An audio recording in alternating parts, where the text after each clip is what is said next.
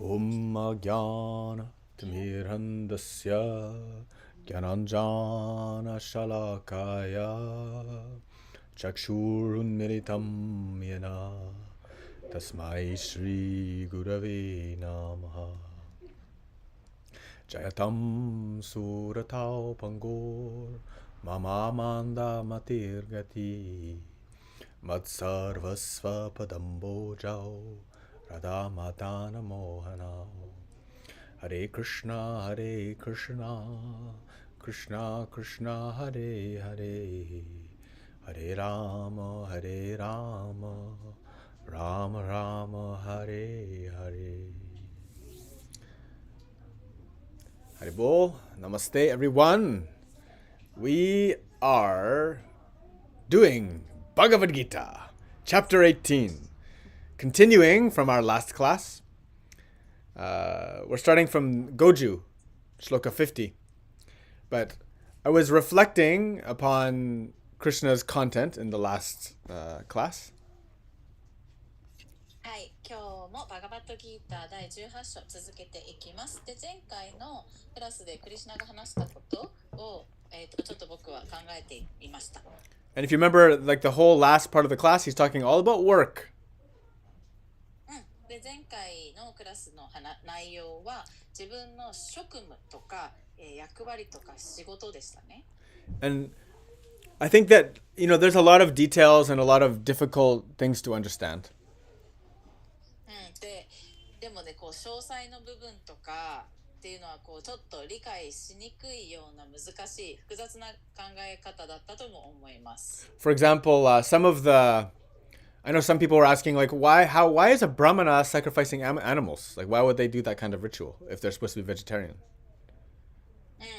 ね、例えばブラマナたちっていうのは司祭たちっていうのはベジタリアン菜食であるはずであるべきなはずなのになぜ、動物を生贄として殺さなきゃいけないんですかとか。So not all brahmanas do this kind of thing, but some of them will do, but they don't do it for themselves. They're basically priests for hire. で、彼らはね、みんながみんなブラマナが動物の動物の生贄をするわけじゃないんだけれども、伝統によってはそういうのがありえますね。で、彼らが動物を生贄にするっていうのは自分たちの食べるためとか自分たちの喜びのためではなくて、工事の目的のために行うわけです。Yeah, so sometimes a king or some lord or some military people, they want an animal sacrifice. So they have to hire a priest to do it. So that brahmana, his job, even though he doesn't want to sacrifice animals, he has to do what he has to do to fulfill his duty. で、例えば王様とかですね、そういった権威のある人たちが儀式を行いたい、そこで動物の生贄が必要だって彼らが言ったら、ブラマナたちは、その王様たちに雇われているので、自分たちが動物を殺したくなくても、義務として職務として行わなきゃいけないわけですね。Yeah. So, yeah, it's a different age, a different time, a different context, but we can all relate with the understanding that all of our jobs have a difficult aspect that we don't like. で、ここでね語られてる当時の文脈っていうのは、文化も違うし時代も違うしっていうのもあるけれども、私たちが取り入れられるのは私たちの行わなきゃいけない仕事だったり職務の中には自分の好きじゃない部分もありますよねということ。Yes. Anyway, no matter what the job is, even if you're a slave doing the sugar cane at gunpoint with someone overseeing you with guns, and there's a lot of people like this in Haiti and places like this who are living like this. で、自分が例えば奴隷だとしたら、で、ハイチとかねにはこういうこと実際今でも起きているんだけれども、奴隷を司る、主がいて、その人は奴隷に向かって銃の口を向けて、奴隷を操っているような世界っていうのもあります。もし自分が奴隷だったら。Whether you have a horrible job or an ideal job. とかね、またもう最悪なやりたくないような仕事、または理想的なお仕事をしているとして。As always, the best method of making your work sattvic, of allowing for it to be a method of purification and to bring you closer to spiritual understanding and knowledge, is to offer everything to Krishna. どんな仕事であれ、それを一番サトビックにする、浄化できる方法というのは、何をしていてもそれをクリシュナに捧げるということ。So Juhachiten Goju is all about people who have achieved perfection in work. 18.50 は、この職務において完成に達した人について話しています。So siddhim prapto yatha brahma tatapnoti nipotame samashrinaiva kanteya nishtagyanasya ya para. Siddhim prapto yatha brahma tatapnoti nipotame samasinaiva kanteya nishtagyanasya ya para. O son of Kunti, learn from me how one who has achieved this perfection can attain to the supreme perfectional stage, Brahman, the stage of highest knowledge, by acting in the way I shall now summarize. クンティの子よ、この完成を得た者がどのように振る舞えば思考の完成段階、すなわちブラフマンという最高の知識段階に達することができるのか、これから私の述べる要旨を学べ。So definitely, by doing your duty as best you can, with complete meditation, you achieve perfection in that job. This is like a perfection of your output. 自分の、行うべき仕事において、ずっと瞑想を保ちながら集中して自分の全力を尽くすということで、あなたはその仕事において完璧な、完成された仕事を行うことができます。You almost become like you're so internally focused. The outside, you're just doing the job almost like mechanically. もう内側で完全なる集中が起きていて、なので外側ではもう自動的にことが動いている、手や口などが動いているみたいな感じです。Why? Because for you, the outer world, the external reality, is nighttime. And the internal reality is illuminated, is daytime. なぜなら、私たちにとって、これができているその人にとって外側の世界というのが夜、闇で、内側の世界というのが光が灯っている昼ですね。Right from chapter 2, Yanisha sarva bhutanam tasyam jagarti samyami yasyam jagrati bhutani na sa nisha pashyato mune. The sage or the normal person sees the outside light, the inside dark. The sage sees the outside dark and the inside light. Did you memorize this? Yes. Oh. I'm working hard every day, Junko. メイロンジ今の暗記されてたそうです。チャプター2第2章からの引用で、聖者にとって外側の世界が闇であり、内側の世界が光であるというシュローカ。I try my best. You know, if I didn't have to do so much karma yoga in Sri Ashram, I could memorize maybe a lot more of the Gita. If you focus on the teaching job ね。Yes, yes. Yeah. カルマヨガとね、作業よりももっとこの哲学を教えるっていう方にのお仕事に集中してたら、もっといっぱいギータのシュローカ、いろんなね聖典のシュローカ暗記できるんだけどなとおっしゃってます。Yes, but like when I said last class is kind of when I look at the Brahmana, the Kshatriya, and the Vaishya, and the Shudra, I feel like I'm the kind of person that has to do all of them. It keeps you entertained. Maybe. You don't get sick of one thing. Yeah, maybe. はい。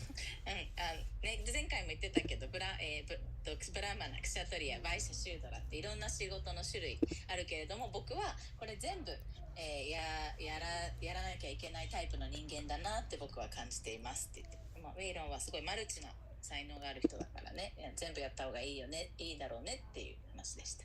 That's very good. So, Yeah. we're gonna hear Krishna's summary. Juhachi ten, Goju ichi, and to Goju san. So we'll just do one. Read this together. Yeah, together. Isho. Yes. One みんなで読みます。 one time. 最初から。Buddha vishu daiha yukto dhyaatmanam niyamyacha shabdadin vishayam styaktva ragad vishav vyudasya cha vivikta se vilagvasi yata vaklakaya manashaha dhyanha yoga paro nityam varagyam samupashritaha Ahankaram balam darpam kamam krodam parigramaham vimucha nirma ma shanto brahmabhuyaya kalpate. Shimasan, I have the text so small sometimes my brain skip. Hey, being purified by his intelligence and controlling the mind with determination, giving up the objects of sense gratification, being freed from attachment and hatred. One who lives in a secluded place, who eats little, who controls his body, mind, and power of speech, who is always in trance, and who is detached, free from false ego, false strength, false pride, lust, anger, and acceptance of material things, free from false proprietorship, and peaceful. Such a person is certainly elevated to the position of self-realization. 知性によって浄化され、決意を持って心を制御し、感覚を喜ばせる対象を放棄し、愛着と憎悪から解放されていて、人里離れたところに住んで食を控え、体と心と話す衝動を制御し、常にサマディを味わい、誤った自我意識や偽りの強さ、偽りの自尊心、情欲、怒りを持たず、物質的なものを受け入れず、偽りの所有欲を持たずに心穏やかなもの、そのようなものは確実に自己の悟りの段階に高められていく。This sums up the yogi perfectly. ヨギのもうまとめですね。完璧なるヨギのまとめがここにあります。So, all right, purifying his intelligence. 知性によって浄化される。So, we talk about purification, and already in this chapter, Krishna has mentioned the best way to purify is to be steadfast in sadhana. で、クリシュナが言っているのは、その浄化するのに一番いい方法というのは、サーダナを着実に進めていくことです。Yes. So that means to be regular, on time, and always there. で、という意味は、常に同じ時間にそこにいる、そこでやるということ。Yeah. In the same way, to have a clean breath, you have to brush your teeth. 自分の息をきれいにしたかったら歯磨きしないといけないのと同じですね。In the same way, if you want to have a clean body, you have to clean your body. なので、きれいな体が欲しかったら毎日体をきれいに洗わないといけないですね。And so, by this method of purification of the intelligence also helps to control the mind. で、この浄化というね方法、メソッド、やり方っていうのは私たちのマインド、心も浄化してくれます。Yes, because you have regular habits, therefore your mind is very steady in that path. It doesn't go wild. It's trained. 自分の生活習慣っていうのが安定していくと、自分のマインドもいろんなところにあちらこちら好き勝手に行かなくなっていく、しつけられていく、そして、ルーティンがあるので安定していきますね。Right? You know this, Junko, you're traveling. Every time you travel and you disrupt your regular habit, the mind is a little bit more wild. そうね。旅とかすると自分の、日頃のルーティーンがずれてきますね。で、そうなるとやっぱちょっと自分の心も、落ち着かなくなったりとかしていきますね。But so, and if you have to deal with jet lag or crazy things, or even if you do travel, if you keep the same schedule, for example, if I wake up 4 a.m. in Japan and I'm in India, I should wake up 4 a.m. in India and continue the schedule. で、ジェットラグって時差ボケとかもあるんだけれども、できる限り日本で4時に起きてるんだったらインドに来ても4時に起きる、インドの4時に起きるっていうのを続けていった方がいいです。And actually doing strong tapas and asana really helps the jet lag actually. で、強いタパスのアーサナを行うと、時差ボケにも結構効きます。Especially with lots of strength practice, it will very much help you to be on the right mode. 特に、強めのすごく強さを強化してくれるプラクティスを行うといい状態に持っていくのに手助けになってくれます。So giving up the objects of sense gratification, we have to understand what our addictions are, those things that allure us, those things that we are attracted to, and those things we get gratification from, the things that we get happiness from, that are sensual and of the material reality. で、感覚を喜ばせるようなものっていうに愛着をすることない。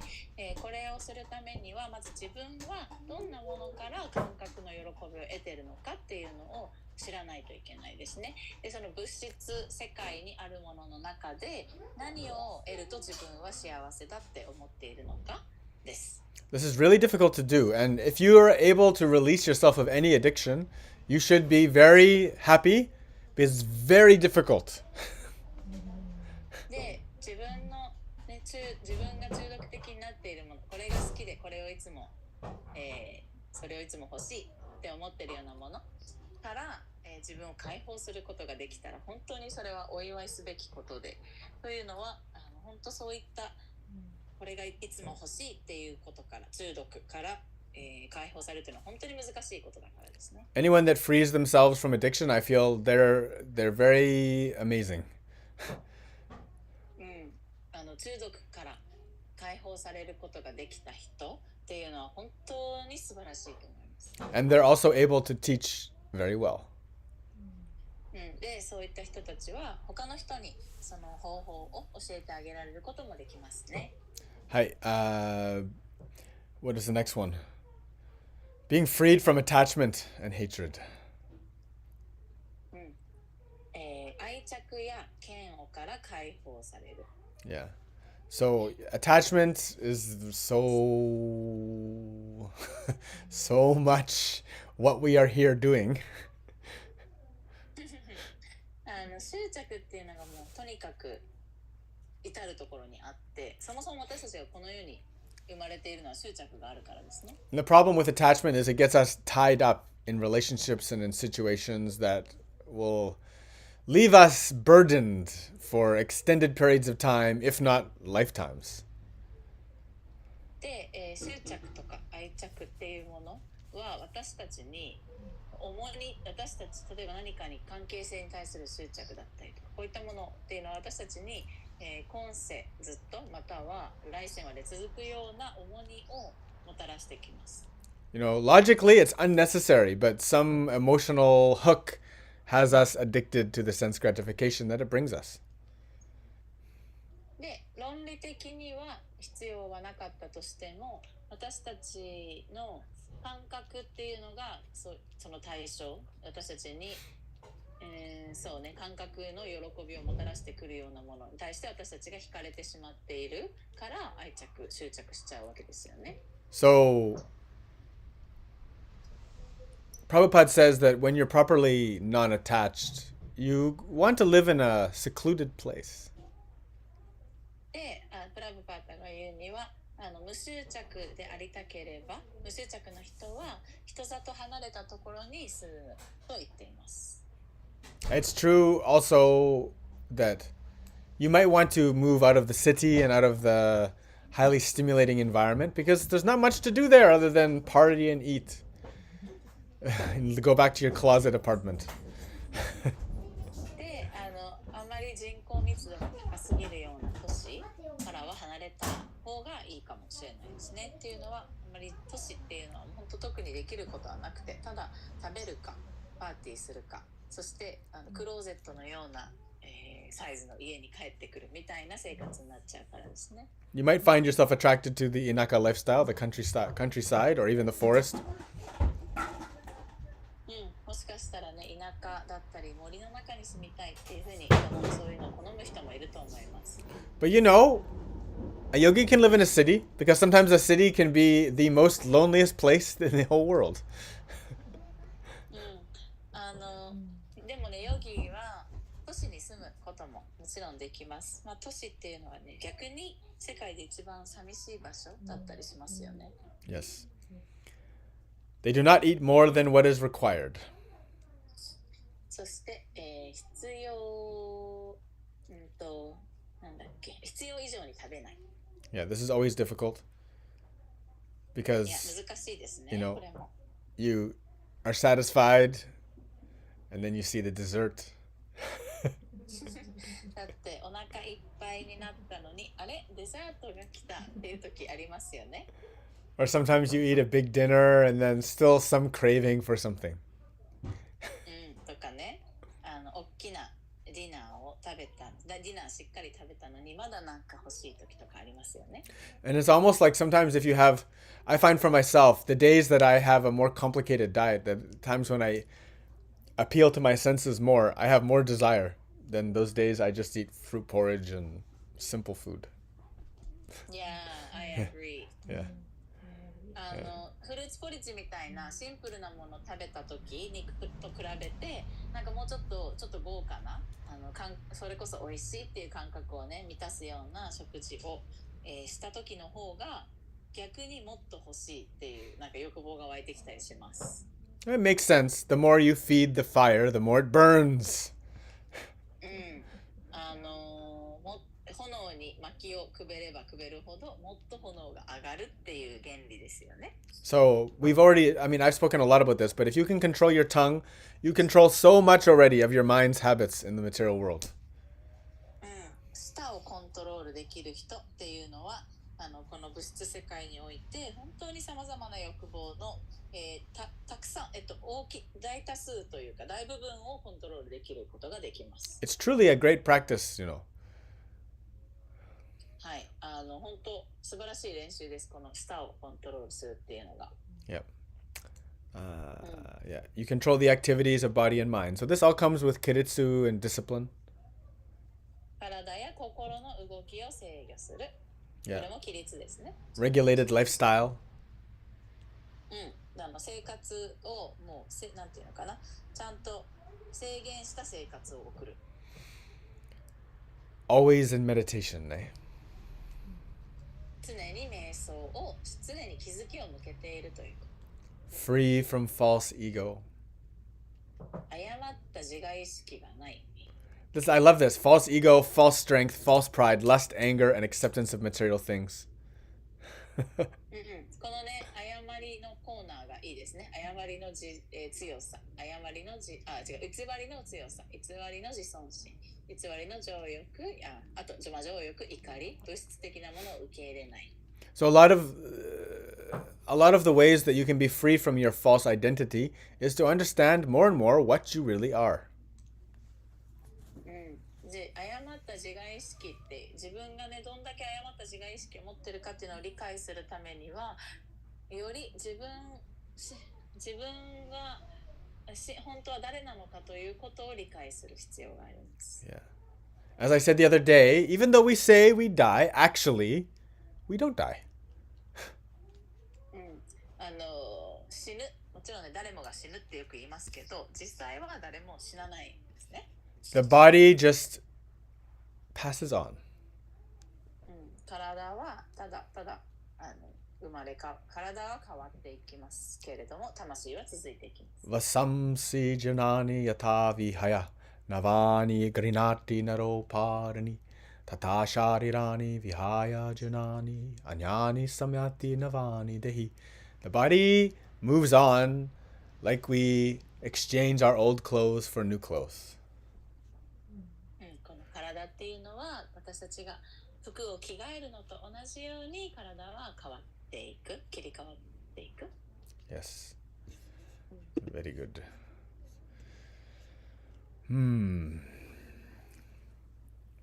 It's nice when it says, like, this practice of sannyasin to be really renunciate. They only take what is offered to them. いや、このサンニャスという、状態を生きるっていうのは与えられたもの、主の慈悲によって与えられたものしか取らない。それでも満足をしている。 So traditionally, a hardcore sannyasin, they never touch money. They only beg for food. 伝統的なサンニャスティというのはもうお金は一切触りません。ただ食べ物をくださいと食べ物を買うだけですね。And this begging for food, it happens once. They have a ritual. In the day, some point in the day, they go out and do that. でこの食べ物を買うっていうのもタイミングが決まっていて、日中のねどっかのタイミングで1回それをしに行く時があります。Or if, I met a guy Yeah. who's serving in the ashram. yeah. He's a video guy doing all the YouTube broadcasting live for the satsang and arti and everything. And he said one lunch. Yeah. I think lunch is provided by the ashram. Nice. And then dinner is hot. He goes for free hot milk for sannyas. Nice. That's it. Nice. And typically, tell the story first. いや私が、ね、ステイしてたアシュラムでは毎日のサットサンガとかアラティっていうのを YouTube でね、中継しているんです。全世界のディボーティたちに見せるために。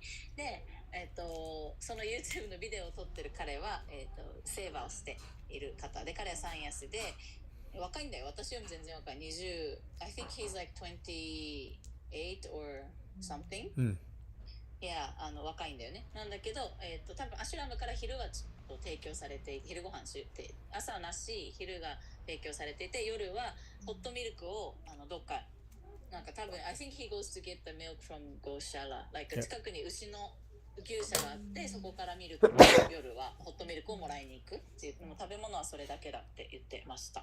Yeah, and when they go out and beg, they'll never take more than what is required for that moment or that day. でそのね食べ物を恋に行くときっていうのはもうその日に、必要なものだけしか、取らないいただかない。もし多分向こうから与えられようとしてもいただかないそうです。Now, it's very interesting the way that system works, the Varnashram. このねバラナアシュラマという社会システムがねこうやって機能しているっていうのがすごい面白い興味深いですよね。 Because for someone who's a real brahmana, they're studying and they're teaching and they're helping the people's spiritual growth. And then also they're allowing the people who are making money and have food an opportunity and a chance to do charity and to offer things. で、ブラマナたちっていうのはこういった、魂についての真実知識っていうのを自分たちが学びそれを人々に広めるっていうことをお仕事にしてますよね。そして同時に、この社会すいません、この社会のねバラナっていうシステムがブラマナっていう階級をまず用意している。もうただただこの魂の知識を一生かけて勉強してそれを教えるっていうことだけで生きていけるように社会がサポートしている。そして、さらに商人たちに商売もさせている。であとは家庭を持ったりとか、商売しながらお金を稼いで今度その稼いだお金をチャリティー慈善に使うっていうふうにそれが進められている。And don't be mistaken, he's not a homeless beggar, a needy beggar. He would be a blissful beggar. でここでね物乞いをするというのは物乞いというか食べ物を買うっていうのはもうなんていうのかなどうしようもなくて欲しいという状態で物乞いをしているのではなくってそういう人たちとは違ってもう至福に満ちて、ただ神様のご慈悲で食べ物をくださいっていう状態です。Which is actually the name of my teacher, Mahatma Fakiranand. Fakir is beggar, Anand, blissful beggar. 僕の、先生の名前がマハトマ・ファキラナンドって言ってファキルの意味は、ベガーで物乞いアナンダは至福なので至福に満ちたものを乞う人です。And when I knew him, he was perfect sannyasin. He wore only orange. He had very little possessions. He lived purely by the grace of his guru and the people who offered money. で僕が彼と初めて出会った時、彼はもう本当にすでに完璧なサンニャシンでした。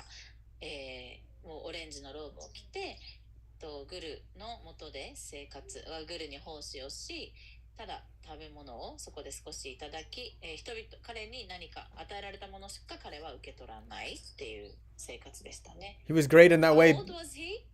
When I met him, Met him?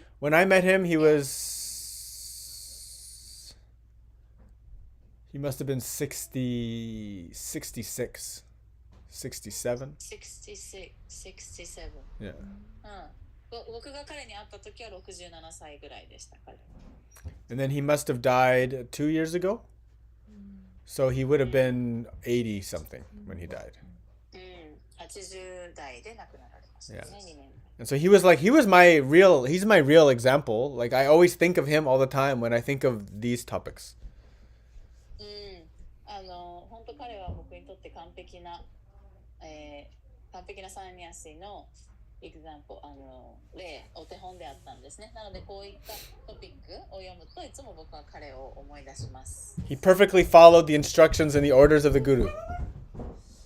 彼は完璧にグルの、指示指令に従っていました。Guru said, "Do this." He did that. グルがこれをしなさいと言ったら彼はそれをする。Yeah, perfect like this. 完璧なそういう人でした。So I always saw it like from my side. I'm sure he was not perfect, but from my side observing, he looked like he had perfected his actions.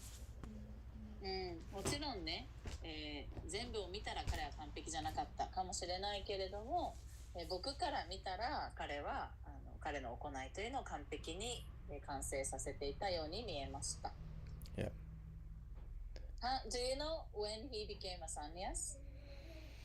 Like young, very young. So he was similar to Prabhupada. He had a family, right? He had a daughter. And yeah, I told you this. And then he became a son. Apparently when he was initiated into knowledge, he meditated and he never left the room for like 2 days. And then when he came out, they already had the orange robes waiting for him.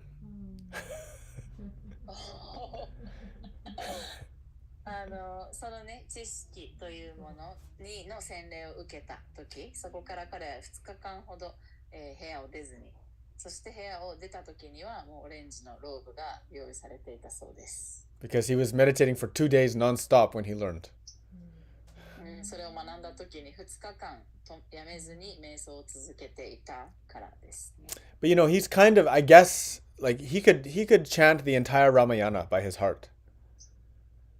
例えば彼はラーマヤナ全部を暗記して、読み上げることができるような人です。So it's almost as if like he was raised, like he had the perfect, he was already almost ripened, you know?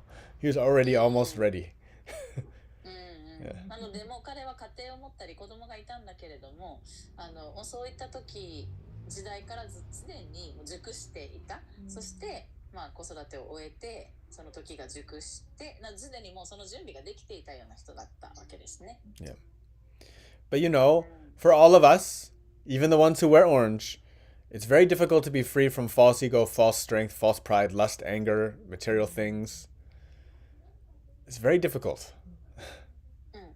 で、だけれども本当に誰にとってもこの誤った自我意識がね、偽りの強さ、自尊心、プライドとか情欲、怒りをもとか物質的なもの、こういったことを、から解放されるのっていうのは本当に難しいことですね。Like just think about it. If you don't get what your senses are asking for, how often you get angry, lash out on the people around you. 例えばね、自分の感覚が求めているものが手に入らなかった時、どれだけの頻度でどれだけ頻繁に周りの人にちょっと不機嫌をまき散らしちゃったりしますか？ Something Padma always says, which I taught her when she's getting hungry. She goes, "I'm getting hangry." 英語だから通じるんですけど、パドマがね、お腹空いた時、僕が彼女に教えた言葉がI'm hangry って言って hungry と angry が一緒になった状態です。お腹が空いてイライラしているっていう感じ。Maybe you say, "Onaka okori o." お腹怒ってるよ。お腹空いて怒ってる。いや、ちょっと that doesn't make sense. You got to make it work somehow. Come on, Nihonjan, make it work. Peko, didn't we say peko peko iraira? Oh, is that what it is? Peko peko iraira? Yeah. Like peko peko is like so hungry. Yeah. Stomach empty. And And then iraira is like irritated. Ne. Peko peko iraira. Yeah. Peko ira. I think we said that. Peko ira. Peko ira. Yeah. Peko ira. There you go. Peko ira. Very good. It's good because when you say that, it lightens the mood. Because it's like a kid's word. Nice. Yeah. So, excellent description of a yogi by Sri Krishna. シリクリシュナによる完璧なヨギの説明でした。Prabhupada talks about the Brahma Bhuta stage. プラブパンタはここで、ブラマブッタ Brahma Bhuta, which is when you become non-attached to material things. いや物質的じゃないものに執着を持つ状態のことをブラフマブッタという段階と呼ばれています。 Where you have the self-realization of Brahman. ブラフマンという自己の悟りを得た状態段階。In that stage, there is no hangry or peko ira. そこまでいけばもう、ペコイラな状態は起きなくなるわけですね。You are fasting, waiting for food, just like sitting, waiting for a bus, or waiting for the commercial to end, or waiting for the light to turn to green, is the same. That's still a little bit irritating, especially the ads. Makes me want to buy that subscription, YouTube subscription. Honey. Yeah, まずウェイロンの例えがあんまり私には聞かなかったんですけど、もうこのブラフマンの自己の悟りの段階に行けばお腹が空いていても食べ物を待っていてもイライラすることなく、食べ物を待っている時と信号が変わるのを待っている時と、広告がコマーシャルが終わるのを待つ時と同じように静かに平和に待ってられますって言われたんですけど、私はコマーシャルが終わるのを待つのは結構イライラしてしまいますって、特に YouTube とかでっていうコメントしちゃいました。Prabhupada talks about Bhagavad Gita 2.7 when he says 70. Apurya manam machara pratishtam samurdam apa pravishanti advat tatvat kama yam pravishanti sarve sashantim apnoti nakama kami. A person who is not disturbed by the incessant flow of desires that enter like rivers into the ocean, which is ever being filled but always still, can alone achieve peace, and not the man who strives to satisfy such desires. 流れ込む川の水にも泰然としている海のごとく、次々と湧き起こる欲望にも心を乱さずにいる者は平安を手に入れることができる。だが欲望を満たそうとする者はそうではない。So the fire that is ever fed is never satisfied. つまり常に薪をくべられている炎っていうのは満足することここで終わるっていうことができないわけですね。And and conversantly, the fire that is never fed is ever satisfied. で、fire that is ever fed is ever satisfied. No, the fire that is ever fed is never satisfied, and the fire that is never fed is ever satisfied. Okay, so 薪をくべられている、ずっとくべられ続けている炎っていうのは満足することはなくて、なんだけど薪を一切くべられていない炎はずっと満足している。Okay, yeah. It's a nice English. Fire that is never fed is there's no fire. Exactly. And you'll never get burned.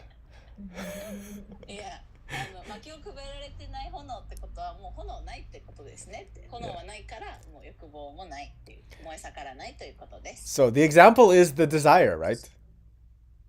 Yeah. Yeah, your desire, no, even if you satisfy your desire, it still irritates the hell out of you.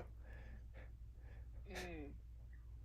あの、あの、欲望っていうのを満たしていた私たちはね常に満たそうとしていろいろしてるけども満たしたとしてもそれでもなんだろう欲望が湧き続けるからなんか私たちってずっとそこからなんていうかなイライラというか心乱されることは終わらないですよね。Juhachiten Goju, 18.54. Brahmabhuta prasanatma na shochati na kankshati samha sarveshu bhuteshu madbhaktim labhate param. Brahmabhuta prasanatma na sochati na kankshati samha sarveshu bhuteshu madbhaktim labhate param. One who is thus transcendentally situated at once realizes the supreme Brahman and becomes fully joyful. He never laments or desires to have anything. He is equally disposed towards every living entity. In that state, he attains pure devotional service unto me. このように超越的な段階にあるものは即座に地上ブラッマンを悟り完全なる喜びに包まれる。嘆くことも何かを求めることもなく命あるすべてのものに平等である。この段階にあるものは私への純粋な献身奉仕に到達する。Yep. You know, it's very interesting that this book can speak to people on so many levels. The people that are on so many different stages. Yes. Because yeah, this shloka. Yeah. Is like so high. Yes. And maybe probably this can be so personally relatable to like the really really small amount of people in this world. Like barely very few I guess. But still this whole book there's something that you can relate to wherever you are. Yes. Yeah, but yeah. Go ahead. ちょっと思ったんですけど、いや、sorry、このシュローカってめちゃくちゃすごい高次なことを言っているんだけれども、なんかでそれをこれが本当に今自分の個人的な段階、魂の段階において本当にこれが一番私に近い、メッセージだっていう風に感じられる人って多分この世界ですごくごくわずかなもう悟りの極み悟りが始まる悟りにもう達するレベルにいる人だと思うんですけどなんか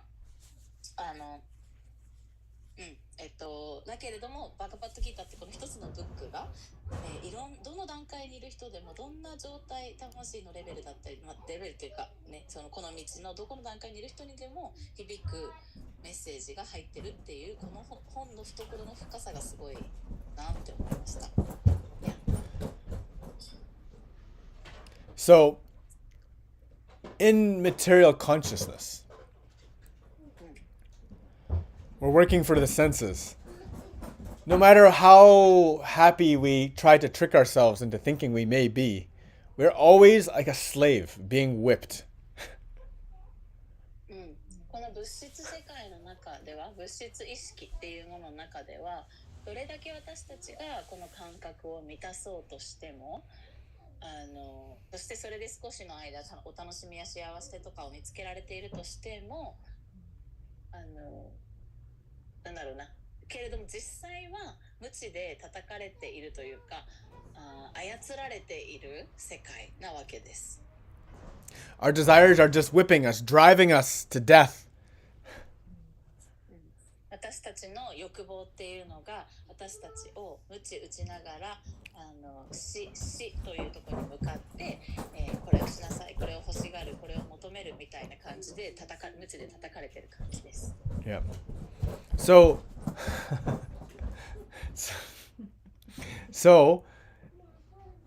when one is properly in this Brahmabhuta stage, so you realize Brahman, you understand the Paramatma inside of everyone, then you only desire devotional service you no longer are whipped by your desires.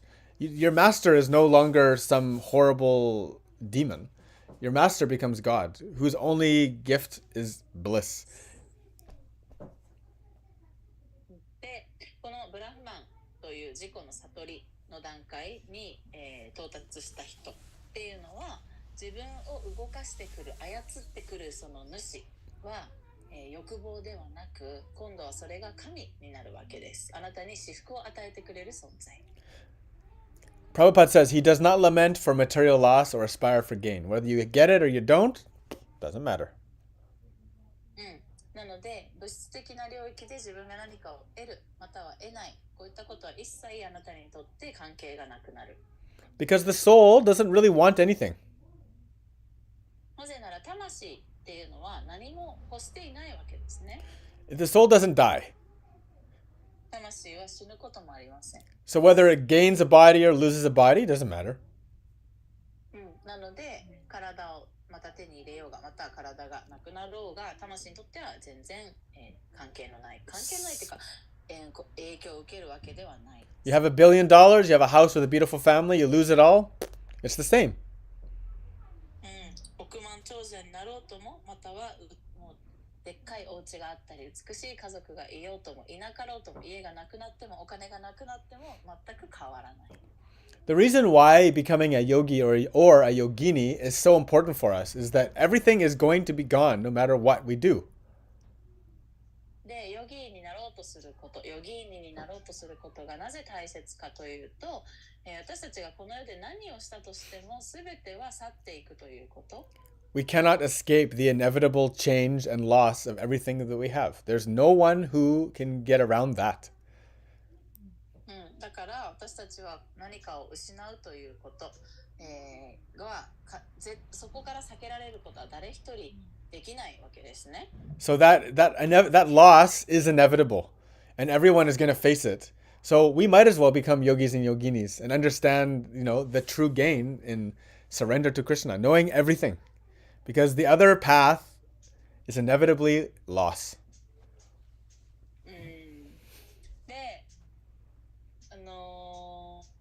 この物質世界において全てが変化していき、または終わっていく、なくなっていくっていうもうネイチャーですよね。自然の様式がそうなっているので、もうどうせそうなんだったら、みんな全て失っていくんだったら、そしたら私たちはヨギになろうとして、私たちの意識をクリシュナに向けて、その永遠に変わらない、永遠に湧き出る至福っていうところを目指していくしか道はないですよねって。そうじゃなければもう負けゲームをしてるみたいな感じです。Like they say, like Prabhupada says, like when you reach this stage, before that, the desire is like a serpent with teeth. But when you become enlightened, the teeth are gone, and the serpent no longer can hurt you. で、そこのね、完成段階に到達していない状態だと、毒蛇みたいなの、自分の欲望が毒蛇みたいで、そこに牙がある、毒を持った牙があるね。けど、その状態に達成すると、もう欲望っていうものが牙がなくなる。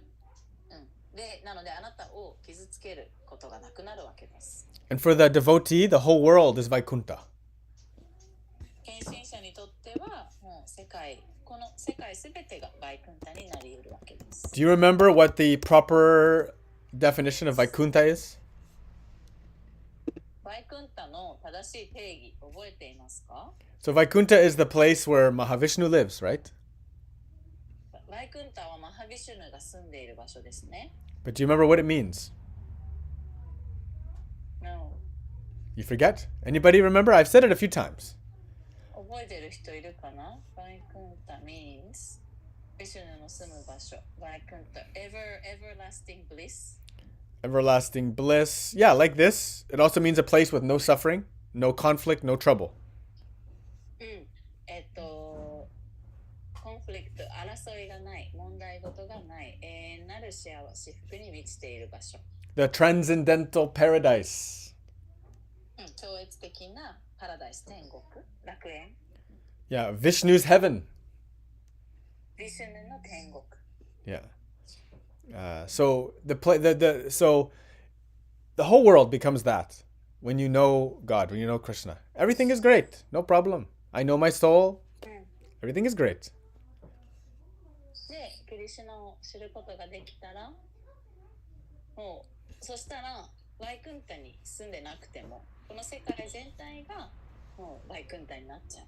もう全ては私はクリシュナを知っている、私は自分自身を知っているので、もう全ては完璧ですっていう状態になれる。Yes. So we should strive to be a yogi, a yogini. We should do our best to perform devotional service to the best of our capacity until our goal is achieved. なので私たちはヨギーニを目指し全力を尽くして献身奉仕をしてこのゴールっていうのに、到達できるまでやり続けるべきです。Maybe we do one more. Let's see. Juhachi Tengoju Go, 18.55. Bhaktya mam abhijanati yavan yashchasmi tatvataha tato mam tatvato gyatva vishate tadanantaram. Bhaktya mam abhijanati yavan yashchasmi tatvataha Tato mam tatvato gnatva visharte tadanantaram. One can understand me as I am, as the Supreme Personality of Godhead, only by devotional service. And when one is in full consciousness of me by such devotion, he can enter into the kingdom of God. ただ献身奉仕によってのみ私を思考人格心としてありのままに理解することができる。そのような献身的態度で私を十分に意識する者は神の王国に入ることができる。Yes. So devotional service is always our primary topic. なので献身奉仕っていうのがね、常に一番メインのトピックですよね。Because the devotional service is what a devotee does. 献身者っていうのは献身奉仕を行うというものです。Yeah. And even when you have full self-realization, you achieve all of the spiritual positions, devotional service is ever flowing. It never ends. そして自己の悟りというのを完全に達成した人でも献身奉仕っていうのは一生終わることはない、永遠に続くものです。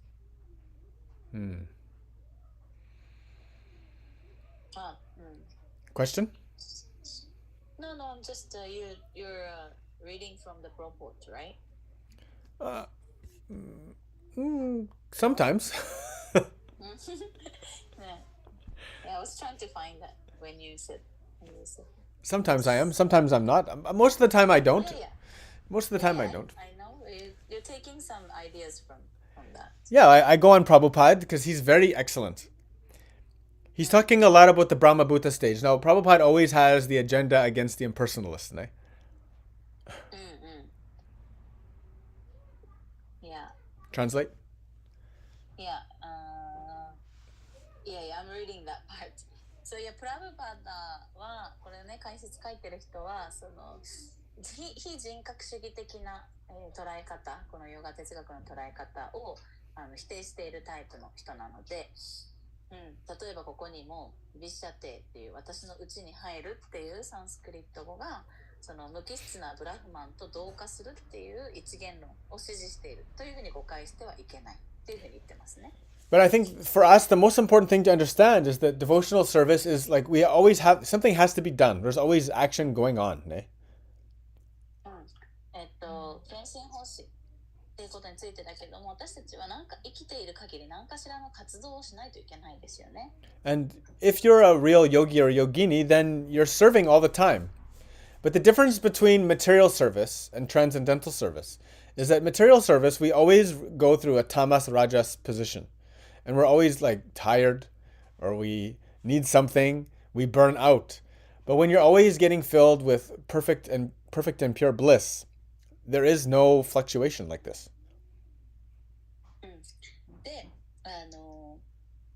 私たちは活動している限り何かしらの行為をしているんだけれども、その物質的な世界での奉仕、物質的な意味合いのね、奉仕的な生き方と献身奉仕の違いっていうのは、物質的な世界だと、タマスラジャスっていうののね、様式から逃れることはできないので、常に何か欲する、何かを求めて何かを行う、そしてそこで疲れる、で、落ちていくっていうののサイクルの繰り返しになりますね。けれども、これが献身奉仕という献身という方向に向けながらの奉仕だとすると、常にそこから至福を得ているので、落ちていくことがないっていうことです。はい。So strive to become a devotee. なので、献身者になろうとしてください。That's the only real goal that we should have, really. なので私たちがね、人生で持つべき目標っていうのはもうこれだけだと思います。Yeah. And of course, living our best life, doing our best, serving everyone around us. This is well on the way to becoming a devotee. そして私たちのね、ベストを尽くして、自分自身が生きることと、身の回りの人たちに奉仕をしていくことっていうのも献身者になっていく素晴らしい道のりの一部ではあります。Allowing not the false ego or the lower qualities take control of us. 私たちの誤った自我意識や私たちの定時の性質っていうのによって操られないようにすること。Last one today. 今日の最後。That was the last one. That was the last one? Okay. Oh, that would be nice. Yeah. The next one is really nice, though, for a good end. Okay. Juhachiten Goju Ruku. This is a really nice end. Sarva karmanya pisada kurvano madhya prashraya mat prasadadavapnoti shashvatam padamavyayam.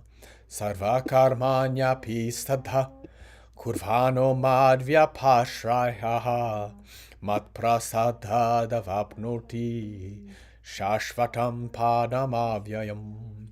Though engaged in all kinds of activities, my pure devotee under my protection reaches the eternal and imperishable abode by my grace. さまざまな活動を行っていても、私の純粋な献身者は私に守られ、私の慈悲を得て、永遠で滅びることのない王国に到達する。Yes. When you become a devotee, you can be doing everything, but you're always protected. Because you're in the abode of the eternal soul, the eternal Lord. It's the best position. 献身者になると常に主に守られているわけです。なのでこの神の滅びることのない、つまり永遠なる王国にいる、それだけ守られているということ。We're always in meditation, even when sleeping. 寝ていても瞑想している。ずっと24時間瞑想している。Nay, Prabhupada said, he is always 24 hours a day, 100% engaged in activities under the direction of the Supreme Lord. 純粋な献身者はもう24時間 100% 思考主の指示に従って行動する。Very nice. Very nice. Excellent. So happy that we have this Gita. You're right, Junko. This is such a great text. はい、ギータをね読めるっていうこと、私たち本当に恵まれてますね。本当に素晴らしい本です。And we're very close to the end. We only have about 20 more shlokas left. あと大体20節ぐらいで終わります。We should be there maybe 2 or 3 more classes. Wow. So, yes, wow. Does anybody have any questions today? 質問ある方いますか? Yeah. No questions. Very good. Very good. Krishna is very clear. すごいわかりやすく書いてくれてましたね。I think it's very difficult for us to have confusion about these words. いや、ここがよくなんだろうな、書いてあることおかしくないとか疑問を持つような文章ではなかったね今回は。はい。Yeah. Thank you very much, Junko, for a nice translation as always. Thank you very much, everyone. Vanshakalpa terubhyacha kripa sindhubhya evacha patittanam pavanibhyo vaishnavibhyo namo namah. Hare Krishna, Krishna Krishna, Hare Ram Ram Hare Hare. Arigato, Hazuki, Matsunega Megumi, Hozu, Ryosekido Megumi, Moena, Moe, Saki, Takashi is there, Junko, Hizuru, Hitomi, and our great translator. Love you very much, online ashram. Ashta morning sadhana. We'll see you there. Yojihan Japanese time. Bye bye. And YouTube, subscribe and join us. We love you very much.